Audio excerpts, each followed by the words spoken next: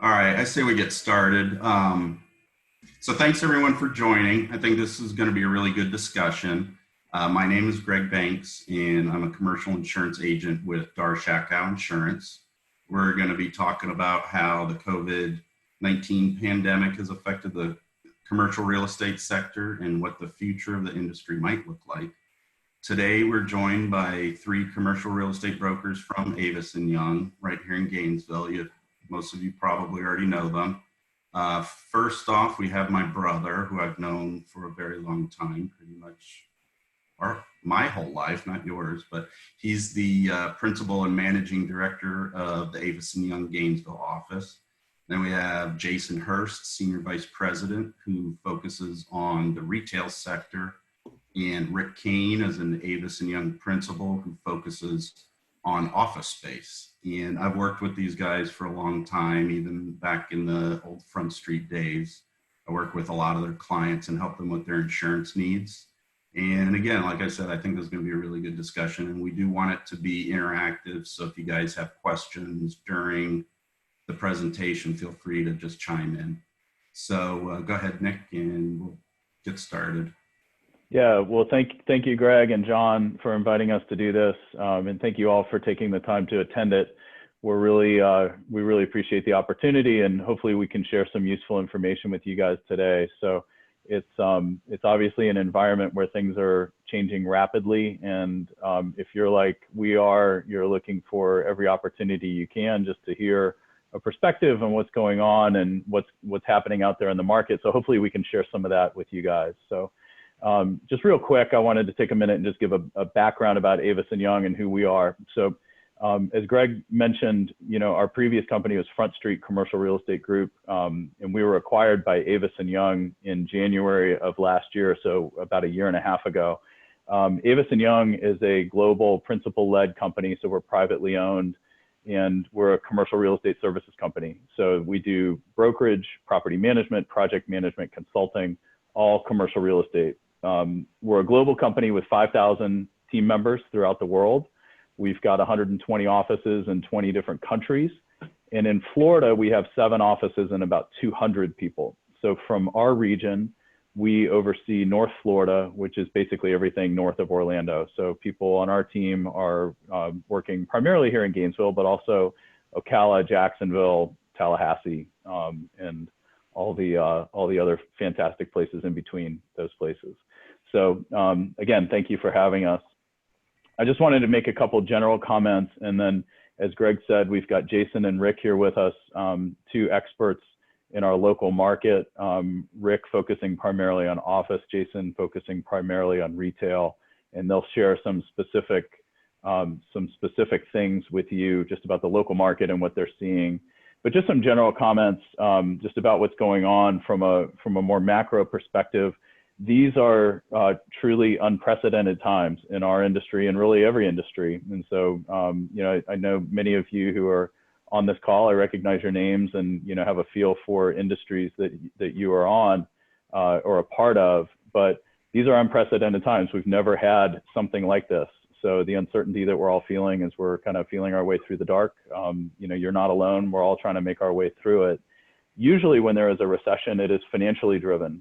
This one is different. So there are some advantages to that. And I'm gonna end on some positive notes. I'll save that for later. But the problem is daunting by itself, but the economic impact of shutting the whole economy down, it really remains to be seen. And so in Florida, we're just starting to reopen businesses. And just as we had to feel our way through the shutdown, I think many companies, ours included, we're feeling our way through what does it mean to go back to work? What does that look like? What are the lingering ongoing effects that we'll feel, and how will we do things different, not just over the next 60 days or 6 months, but maybe forever. And so we're still trying to figure all that out. The other thing I wanted to mention is that disruption always happens. And so, in all of our industries, we have faced disruption. Retail in particular, is an industry that has been disrupted just on an ongoing basis since online shopping became such a dominant thing in our lives. And so, I think that there are some positives that we can draw from that as well in terms of how we have always responded to disruption regardless of what industry we're in. But events like this that we're in now accelerate disruption. And so I think we can expect that whatever disruption was happening, it will probably happen faster now. And you could almost go sector by sector, business by business, and pitch a case for that. So, you know, online shopping, just as an example, was already a thing. It was already having an impact. We've all been forced into doing more of that lately because stores were closed. And so some of those things, you know, will continue to linger on. Some of those habits will continue. So I wanted to end kind of my opening with some good news. You know, where's the good news in this? Because I think it's important that we remain positive and we look forward and not dwell too much on what's going on today. But because this was not a financially driven economic event, there's lots of capital out there. There are, you know, we're getting calls every day from folks that are still looking to buy, still looking to invest. So that's a positive. There are lots of groups out there with capital sitting on the sidelines, and they're waiting to invest it. We have very low interest rates, and likely we'll have very low interest rates, you know, on an ongoing basis. You know, certainly the expectation is that for several more years we will have very, very low interest rates. They're the lowest in history right now, and so that's expected to continue. That will help accelerate the upswing, you know, when we get to that point. You know, we've got resilient people in all of our industries that are used to adapting. You know, so I have a lot of confidence just in everybody's ability to adapt and to find new ways, and to, you know, whether that's serving our clients or our team members or whatever it is. So I have a lot of faith in our resilience just as an economy, as a country, as a people, and especially here as a local community. And then the other thing that's interesting, and I'll give Joe Lowry credit for this one, the economy has always come back. So we've certainly, and that's why he's smiling there like that, because he knows that that's true. It always comes back. That, you know, we've had recessions before, we've had depressions before. Those of you that were in the workforce in 08, 09, 2010, there were times where it felt like it would never come back, but it did, you know, and it came back on a very long run. So with that, I want to start, and Jason, let's first start with you with retail. So you know, just a retail specialist, represent landlords and tenants. Why don't you just give kind of a general overview of what you're seeing and hearing from your clients on the landlord side and the tenant side? Yeah, so Nick, first of all, thanks for everybody's time. I really appreciate the opportunity to be here. Like Nick said earlier, he mentioned it very briefly, it's been the great accelerator. So we were seeing a bunch of things starting to take place in the markets prior to COVID-19, and they have simply accelerated. So for instance, small format stores was something that was a trend that was starting to take place, whereby somebody like a Target would go into a smaller format. That means less people that they have to hire, less sales per square foot. So they were going into smaller formats to be able to compete with the rise in e-commerce. Now we're seeing a lot of that continue to take place, but across more of the subsectors of the retail space, particularly with restaurants. Restaurants have probably been the hardest hit by COVID-19. I heard a statistic, or read one rather, that said that the average restaurant was down by 60 to 80% in sales at the height of COVID-19. Now, some of that is starting to get back to pre-COVID-19 state. I think we still have a long road to hoe for that. But yeah, 60 to 80% down is significant in an already low margin area of the market. Now, of those restaurants, there was another statistic that said that 47% of them will close permanently. So that's a very staggering amount. Now, I will say this with a caveat that there's probably an oversold market when it comes to restaurants. I think we all can say that we have our choice. If we took a survey of everybody that's on here right now, we probably would come up with about, if there's 40 people here, probably about 35 different restaurants that are our favorites. So there's probably a little bit oversold to speak of, but now it's starting to normalize a little bit to where it probably should have been in the first place. And we're also seeing those small formats. Now, I say that the small formats is a trend, but there are some people that are not even going the small format route that have been household names that are closing permanently. Just to name a few, J. Crew, might have gotten a lot of your suits there. Neiman Marcus, Forever 21. We know that Sears was kind of starting to emerge from their bankruptcy a few years ago, now permanently closing stores all over the state and all over the country. Joann Fabrics, Steak and Shake, one of my personal college favorites, just announced that they're closing 57 stores. And I will say this, Steak and Shake is probably an anomaly for the restaurant, what we call the QSR, quick service restaurant market. A lot of the drive-through areas, which is a trend that we need to watch, the drive-through format restaurants and what's called the fast casual, kind of the order at the bar and pick up at the bar, as opposed to, the fine dining restaurants where you sit down, you have somebody wait on you and things of that nature. The quick service restaurants as well as the fast casual restaurants are one subsector of the restaurant market that you want to watch. They have found that they have mastered a lot of efficiencies with third-party delivery, with their online ordering system, and some that have apps.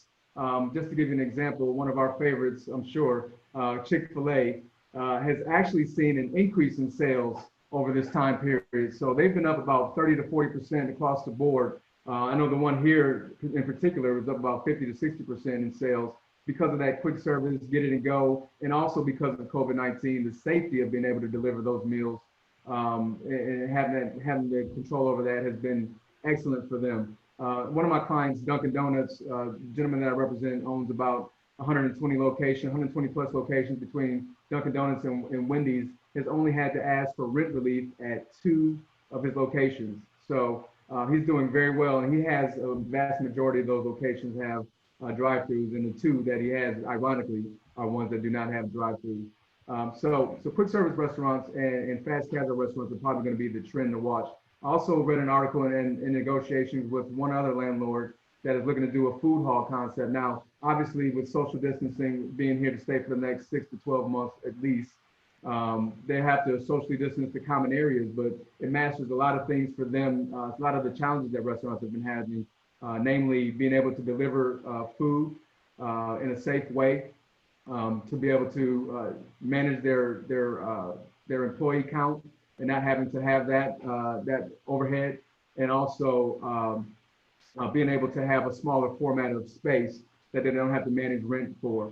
So those are some trends that we are also watching. Now, a majority of my business is with landlords.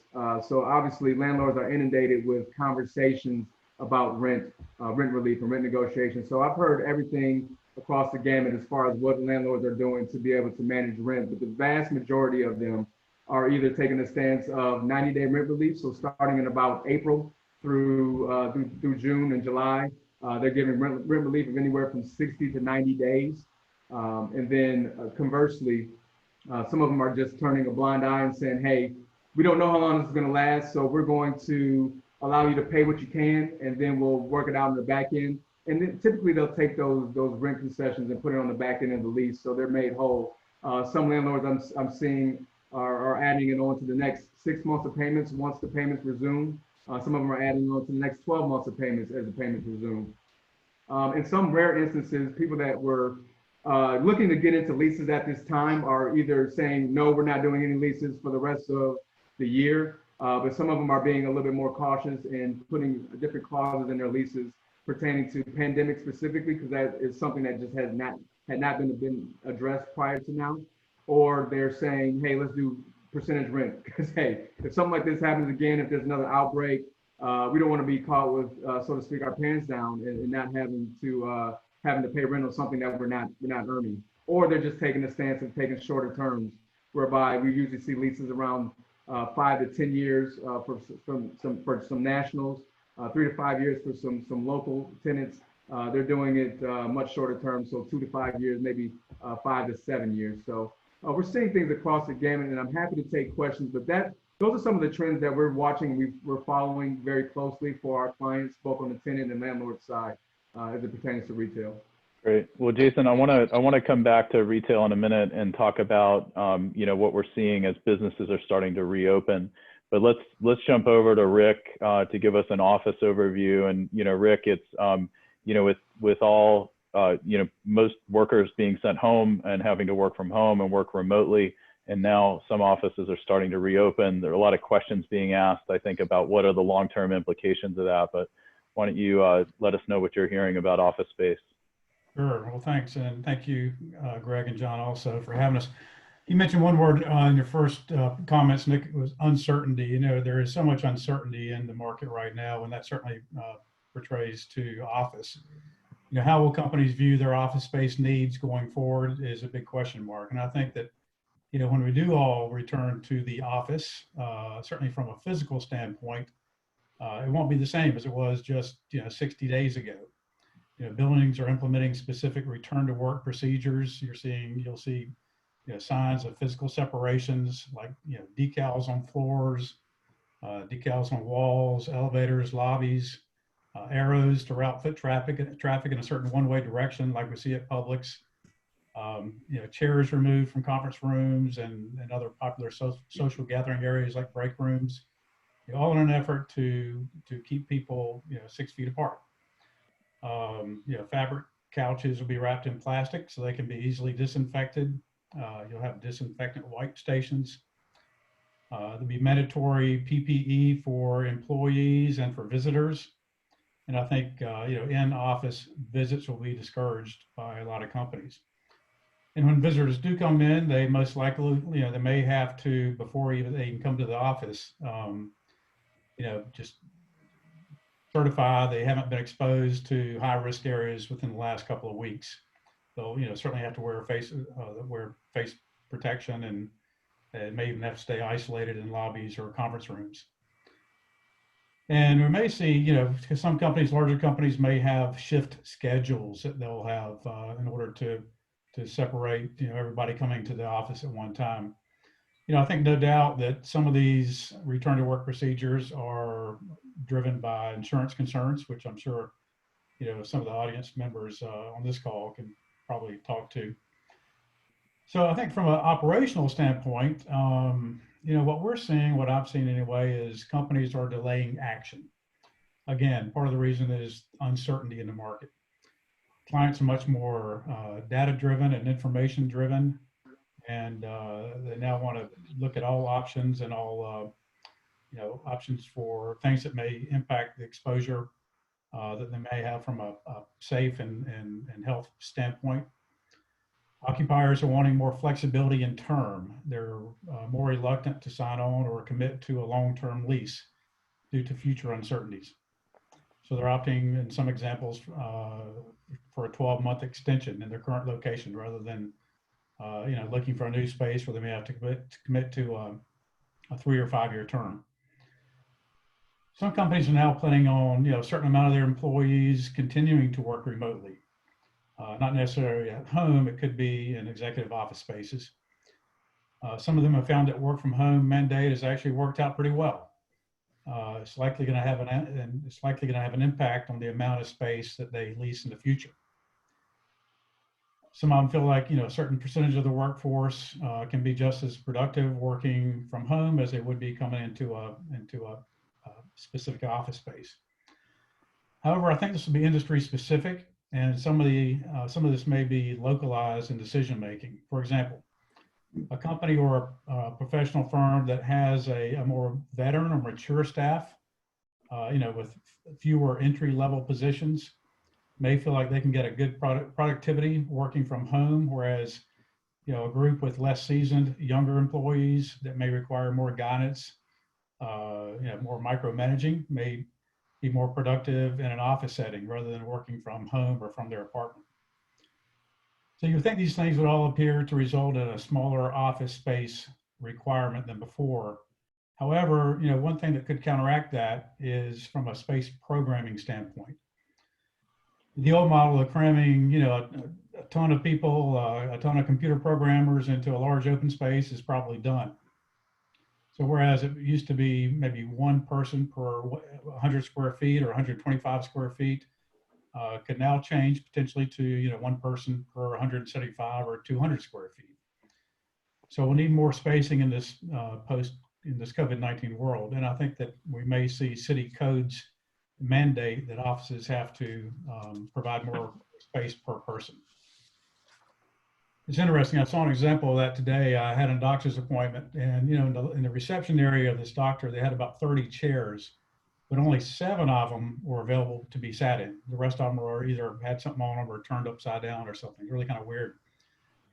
They had 2 chairs side by side that a family could sit in, but if you weren't related to that person, you had to be 6 chairs away from the other person. I think another change you may see is a desire for upgraded air filtration systems in office spaces. This could be a competitive advantage for landlords that implement these types of changes up front and provide these and other types of smart building technologies that can monitor and minimize health risks, that promote safety and employee welfare. Newer office spaces will be more desirable, certainly, than older, more outdated office spaces. So these are some of the new with regards to office space, office space planning and design that focuses on health and wellness, but also is able to provide opportunities for social interaction that drives productivity and creativity. Those will certainly be big challenges. No doubt that it's going to be challenging in this uncertain world, but it's the nature that we live in, and certainly has an impact on the office sector. It's and thanks for those comments. It's been interesting to see, offices for many of us have been the places where we have convened and we've shared ideas and we've collaborated. And it's been really interesting to see creative ways like the call that we're on today. In normal circumstances, a seminar like this probably would have been in person, and it might have been at the Dar Shakow office, and we'd all get together and we'd meet and convene. And there've been lots of creative ways that companies have come up with just solutions for finding ways for their team members to collaborate and communicate and talk. And so, there are some outcomes that, some of those ideas may continue on even once we are able to travel more freely and convene more freely. But Jason, let's talk about what you're seeing out there. So we're just, within the last week or so, we've seen businesses start to open up, and we've seen, how some businesses have elected to not open up and they're waiting. But maybe touch on some of those things that you've seen out there in the market. Yeah, so obviously it varies from municipality to municipality. I was in Tallahassee earlier this week, and it looked vastly different than what's taking place in Gainesville. So we'll start in Gainesville. It seems like the majority of the people that are here.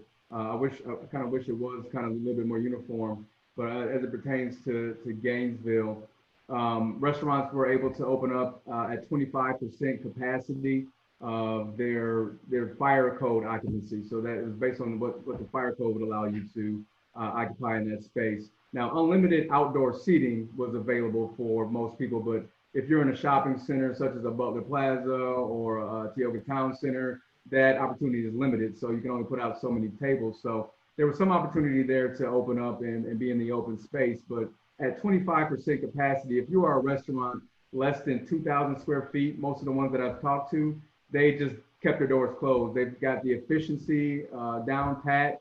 They're not bringing in as much labor. They got the same amount of food costs, obviously, because they're selling the same amount of food, but they cut down their labor and were able to master the curbside delivery and to-go delivery and third-party people such as Uber Eats picking up. So they just stayed closed, because what's the point of bringing all these extra people in to service 10 people at the most? So anything under 2,000 square feet or so remain closed, even though they have the option to stay open. Anything a little bit bigger, now you have to bring in a person that pours drinks. You have to bring in a person that is bussing tables down and wiping down things with hand sanitizer. So yes, they were able to open, but hey, we're in the same boat now, because now, even though we've got this incremental amount of sales, we also have this incremental amount of labor that we have to manage as well. So there was really there's a lot of restaurants that actually stayed closed because of that. Salons, hair salons, and personal care services were able to open this week. A lot of the people that have needed the hair salons, I see Nick and Greg, you guys are probably the anomalies. You didn't really get excited about that. But most people like myself were very happy to hear that they were open, but they've got long waiting lines now because one, they had to have every other chair open, but also they've got so many people that haven't had haircuts and they're looking like cavemen coming in for the past, 6 weeks or so. But they're open up and they're happy. Well, I would just like to offer, if anybody's having trouble getting a haircut, I do this myself, so I'd be happy to help give anybody a haircut if they need it. I think you and I have the same barber. I only know how to cut one style, so. All right. No, so it's it's interesting with your kids, you can send them to Nick as well. Right. With retail, and well, really many businesses, I think there are a few different voices in how we will return to our new normal. There's the municipality or the state, the governing body that says, okay, well, now you are allowed to reopen. The company itself has to make a choice as to whether or not that is the best business practice. And then the consumer, especially with retail, the consumer has a choice as to whether or not they're ready to go get the haircut or go visit their dentist or go sit in a restaurant. And so, it's taking buy-in from all of those different decision-making bodies, to really open our economy back up and start to get back to normal. And those things will probably all happen at different stages, and there'll be different stages for different people. Some people are wanting to be more cautious. Other people are ready to get back to normal, and they're chomping at the bit to get out there and do what they're used to doing. So I think it'll be just as clunky of a shutdown as it was, when we think back to whatever it was 8 or 9 weeks ago. It'll probably be just as clunky of a process as we begin to reopen. And my hope though is that at some point we realize that, hey, things feel pretty normal now, and we didn't realize how we got here. It was maybe a painful, baby steps along the way, but all of a sudden it'll feel more normal. Yeah, I think that one thing that we're going to have to watch is the consumer confidence. I mean, yes, these things are opening, and yes, we're waiting for them to get open, and we just couldn't wait. But the same people that couldn't wait to get open are not the ones that are pouring into the restaurants just yet. So the consumer confidence is still at about 50 to 60% of people ready to even leave their houses. So it's going to be a lagging effect that even though stuff opens up, like Nick said, everyone has a choice of whether or not to leave. Just because it's open doesn't mean you have to go. Right. So we're going to watch closely to the consumer confidence number and people ready to jump back out there to some level of normalcy as well. Right. And then there's been some wide speculation on when phase 2 is going to be open. I know phase 2 for Georgia starts, I believe, tomorrow or Monday. We are very similar to Georgia in our leadership. So I'm thinking that phase 2 will be right around the corner for us as well. And that would probably include gyms, maybe some nightclub establishments, bars, but we're going to be watching that closely as well. Yeah. So I'd love to open us up here to some questions. Remember to unmute yourself, but we'd love to hear from you if you have any comments or questions. We'd love to open it up here.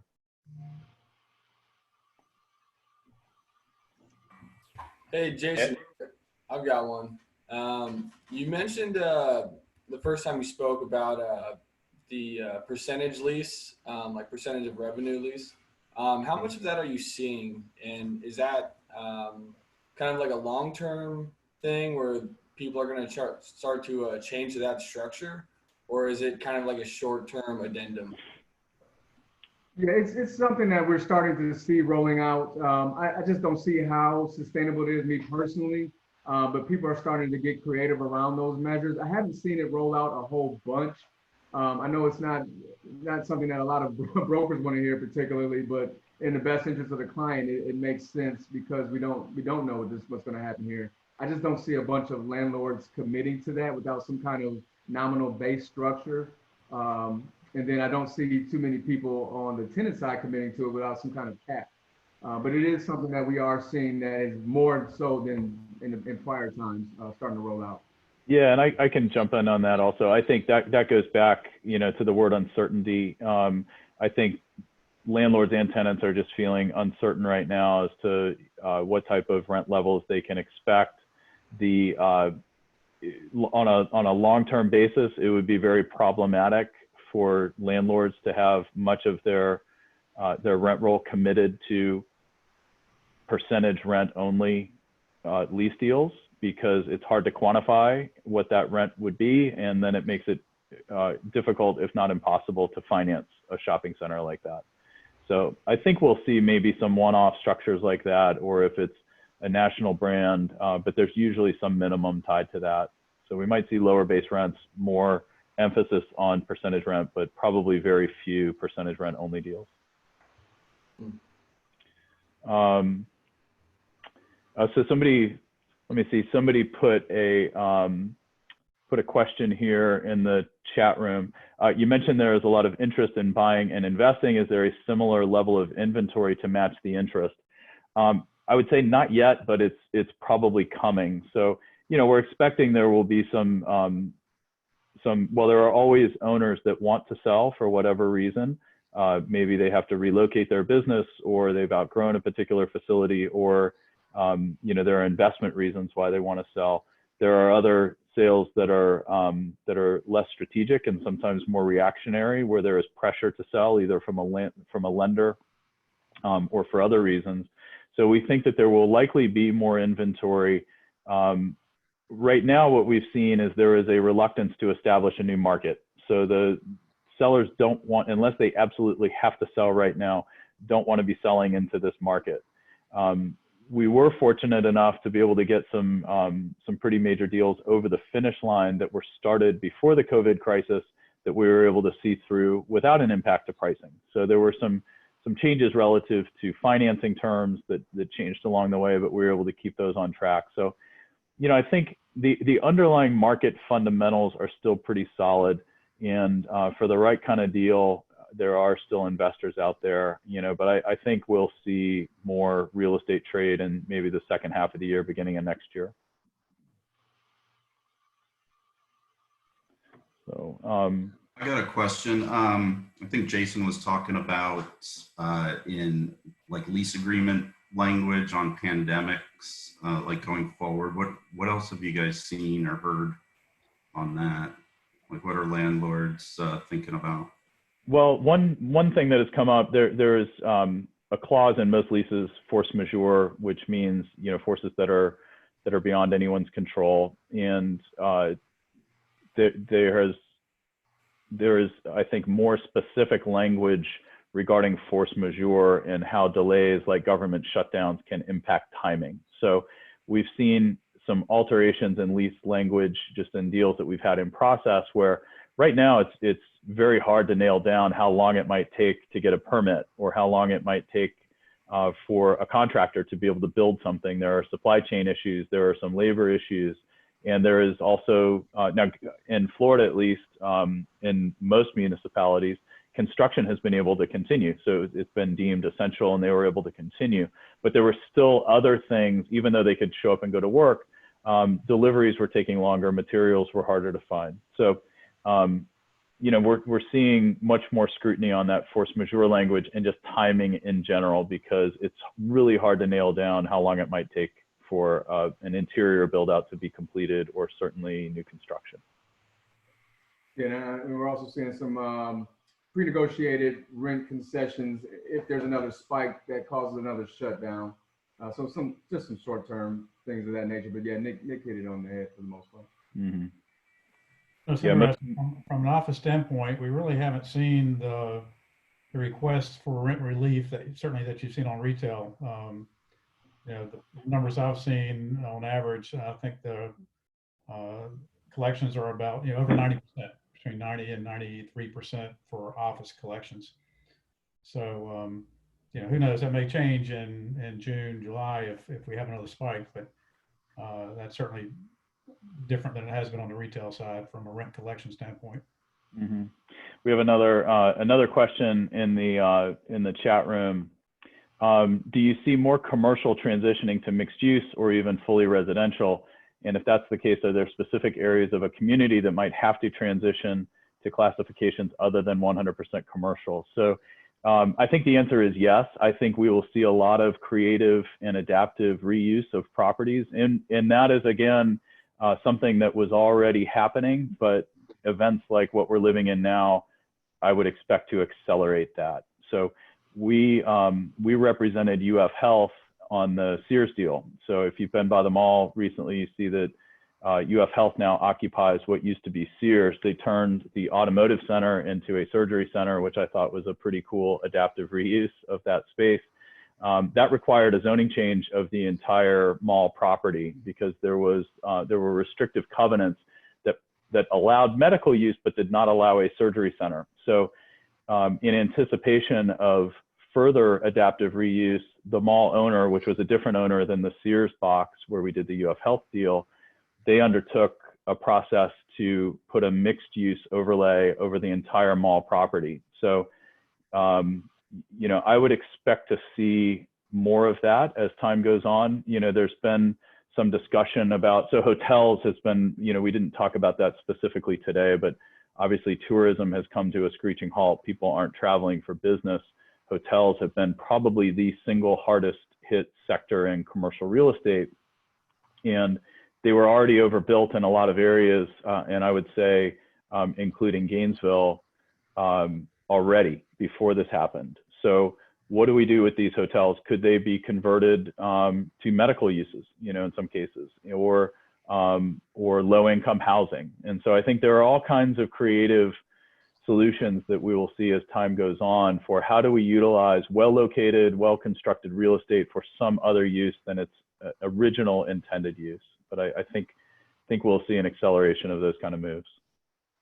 Yeah, the cool thing about retail is in most cases, retail is on some of the best real estate in any given market. I know we were working on a deal in the West Palm Beach area where they took the old West Palm Beach press. Obviously, paper printing is a thing of the past. They took the old West Palm Beach press, bought that building, and created a huge adaptive reuse and mixed use project where they've got Sprouts going in there. We're working on a fitness facility, a large format fitness facility, and they've got a bunch of inline space. They took out one of the other buildings that was connected by a catwalk and made indoor parking, and it is a phenomenal little project right south, just south of downtown West Palm Beach. So we'll definitely see people get more creative because that real estate is some of the most valuable, like I said, in every market respectively. In other parts of the country, Amazon has purchased defunct malls and turned them into distribution centers. So you think about a typical mall layout that has big anchor spaces that are basically, they resemble big warehouses. They've got loading docks in the back for how they get the goods in and out of the store. And so that, but the locations are usually, they're in residential areas. Amazon is looking for last mile delivery. They're usually located close to interstates or good road systems. So they check all the boxes of what you would want in distribution space. They no longer really work for enclosed malls, but they work great for other uses. So we haven't seen, I'm not aware of any malls like that that have transitioned in Florida, but there have been several in the Midwest that have gone that route.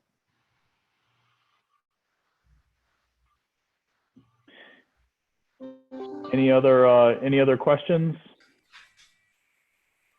Yeah, I had a question. Thanks, guys, for doing this. I appreciate it. It's been really good. I was wondering, I was going to ask Rick if you've seen any uptick in the demand for those executive office spaces, those one-room office spaces, because I know a lot of us or some of us have offices in our house or a desk or something like that. But, I would think that it's going to be that you're going to see some demand for just those one-room offices to get out of the house and, and get out of the guest bedroom or get out of the, whatever. Have you seen or heard any of that on the office side of things? Yeah, John, I don't think we haven't seen it yet, at least not here in this market. Although on some of the other calls I've been on in some of the other larger markets, that has started to occur. It's a little bit of a challenge. We don't really have, we don't have the WeWorks here or Regis or some of those bigger players in that arena. We do have a handful of what I would call executive office spaces, and those are, single enclosed offices. The Regis co-work or the WeWorks are more a co-working type of environment. Really probably isn't what people are looking for. They're looking more for, what you described, the executive office suite. So I think that we will probably see more of a demand for that as, people, if they are in a position to where they if they're in a larger lease, if they can get out of the lease and they want to have another option other than working from home, going into an executive style office setup could be an option. Unfortunately, we don't have a whole lot of supply of that type of products right here. But to answer your question, I haven't seen that yet here locally in this market, but we're still pretty early on here. Where that might come from is, I think it's safe to assume that some companies are going to be looking at downsizing the amount of space that they need or require. So there may be some sublease opportunities that are backfilled in that way. Not every space is able to be demised. So if you've got 5,000 square feet, but you only need 4, you may not be able to split that space in a way that it could be a separate sublease, but you might try to lease out a few of those rooms, on a one-off basis if you're able to cohabitate with another company. Yeah. So that may be where some of that space comes from. But yeah, it's working out of the house, we've all learned, can be challenging at times. I was on a call the other day and they were literally grinding the sidewalks in front of my house, right outside my office, my home office window. I tried to go in the backyard and my neighbor in the back was getting a new roof put on his house. So in the middle of my house is noisy all the time with my kids running around. So I had nowhere to go. So I chose the grinding as my quiet place to complete my call. That was the best I could do. Along those same lines, Jason, on the restaurant side, have you heard of any restaurant? I know some of my restaurant clients have actually done really well just doing takeout. Have you heard of any restaurant looking for, setups where they just do the they just focus on takeout? They're not going to do any of the dining room stuff. Yeah, no, I've definitely had some people that have said, hey, look, we found that this is way more efficient for us. Most of them are of the fast casual variety. They were having the seating spaces, weren't getting a whole bunch of seating anyway, may have been on their way out, but now are saying, hey, we can do this thing while we're paying rent on all of this space. Let's just get a kitchen, a few chairs outside, and let's just have a takeout window. So, and some people are even that were fine dining establishments are putting takeout windows on the side of their restaurants now. I've talked to a few different people about getting them recommendations on contractors just to put a takeout window in, because they were like, hey, this wasn't an integral part of our business. Let's make it that, because it's been very efficient that way. So yeah, I do have some people that are looking for solely third-party delivery / curbside pickup locations going forward. So there are some people that have said that this COVID-19 has really been an expose of sorts for their business model and are retooling it as such. There are some concepts that are drive-through only. Starbucks has a drive-through only prototype. I'm not aware of any, in or around our market here, but there in California, there's a salad concept that is drive-through only. They haven't skipped a beat in a time like this. And so you may see more businesses look to transition at least some of their portfolio to those types of prototypes. Before all this happened, when people were selling shopping centers, you would see this term that you didn't see a few years ago, but they would say, 75% internet proof rent roll, meaning they weren't clothing stores and boutiques. They were experiential retail, or it might be a hair salon that you can't get a haircut on the internet. You can't buy a sandwich on the internet, at least not a good one. So we may see internet proof, pandemic proof, rent rolls if you have some drive-through only concepts or concepts that are able to pivot and sell, curbside or online or whatever it might be.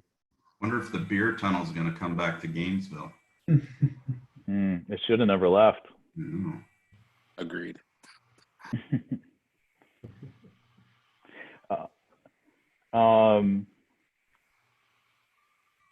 Okay, I think we answered the shift to shared office space. Somebody had asked that in the chat room as well. What do you guys, you watch these stock picking shows where they say buy, sell, hold. I'd love to know your opinion on what do you buy, sell, hold right now in commercial real estate in North Florida or in general or whatever. I'd love to know, what do you, give me your buy, sell, hold. Well, I think right now we're in an environment, John, where it may be too soon to tell. And if I were looking to buy or sell, I guess I would hold right now, unless there was a compelling reason that you had to transact. So I think there will be some deals. I think there will be some motivated sellers, which will create some opportunity, you know, and I think there will be some sellers. So if you were looking to sell a single tenant net leased retail deal right now, there's plenty of capital out there still looking at that. So there are some brands that tend to do better in recession. So some of the dollar stores, you know, are performing well. Again, internet only. So I don't think you could go wrong buying a Starbucks right now. You know, their business model seems pretty sound, and they've been able to get through this pretty well. But you know, I think the dust needs to settle a little bit. There is just reluctance, I think, for the new market to be established. And until that is, I think there's just a lot of uncertainty, not to overuse that word. I mean, medical office has been pretty resilient. I mean, uses that have been on the front lines are probably stuff that you want to look into. Like I said, QSRs. QSR is really, like Nick said, and I think I mentioned earlier, somebody like a property that has a Chick-fil-A as a tenant, or Dunkin' Donuts as a tenant. They really didn't miss a beat, and obviously medical people have been on the front lines as well. Their rent is due agnostic of really what the market does. Most of the rents are due agnostic of what the market does do, but they're going to grow, especially as COVID-19 still plagues the society. So definitely anything medical related and QSR related. And I say also, you know, the demand for industrial and warehouse space has been really strong, and that's been a sector that's really outperformed everything else during this time.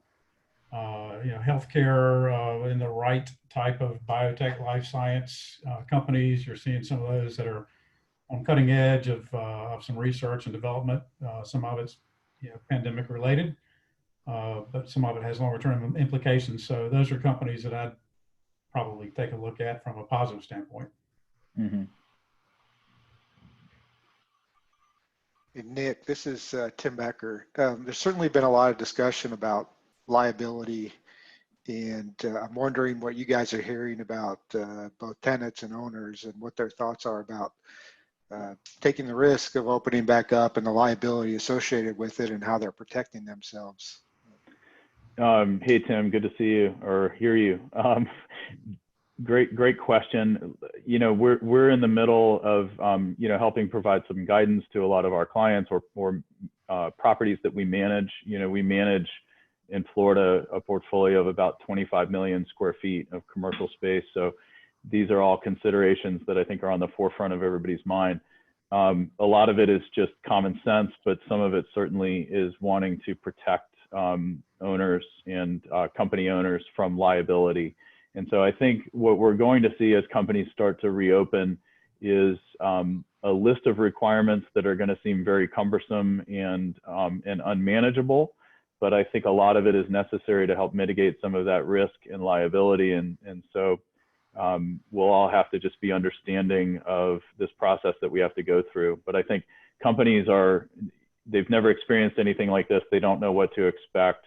They want to, you know, I think the first motivation clearly is to make sure they're keeping their clients and their team members safe, but also protecting the company from liability. So we've just seen, I mean, some of the stuff that we see, it sounds crazy, but then when you step back from it and you think about it, it makes sense and it's necessary, but just an abundance of caution as we start to move people back into spaces together.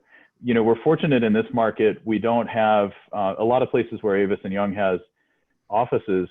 They're big cities, and so people have to go to work using mass transit. That might be a train or, you know, whatever, or a subway. It doesn't matter what you do in the office to space people out if they've got to sit shoulder to shoulder for an hour on a train, you know, next to strangers, or you know, all the places they have to go just to get to work. Riding up and down elevators, you know, how many people do you put in an elevator? So some of the considerations that other urban areas have in other parts of Florida, or certainly throughout the country, we're not going to have to deal with here on a very regular basis. So, which is all led, you guys have probably read some things. The suburbs are all of a sudden looking a lot more attractive to people than they were over the last few years. So there's been this shift towards urban environments, moving to cities, and that's not looking so attractive right now. So I think we'll, the suburbs may benefit from this and see some continued growth.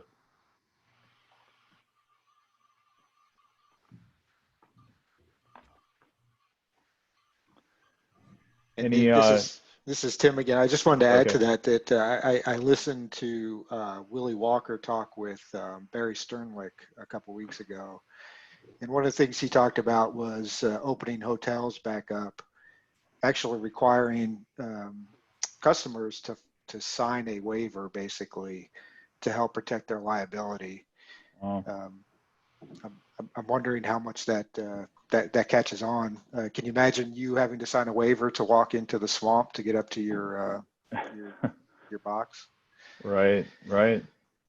Yeah, well, let's hope there's football season. I'd sign anything to be able to walk into that stadium and watch football this fall. So we'll see what happens. Probably just put on the fine print on the back of your ticket like they do everything else that I don't know about.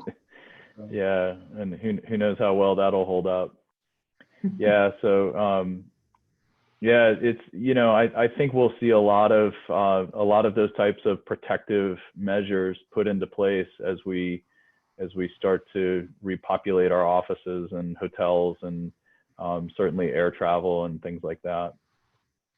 Yeah, that's a little bit hard to execute on a place with high turnover like a restaurant or most of the businesses in a mall. I think some member-based organizations like fitness facilities, I work with quite a few of them, they are going to be requiring a waiver to be signed once they come back. It's a little bit easier to execute on the member base because you got the information. You can force them to do it at the check-in counter and things of that nature. But I can't see it really being emphasized at McDonald's or Walmart, things of that nature.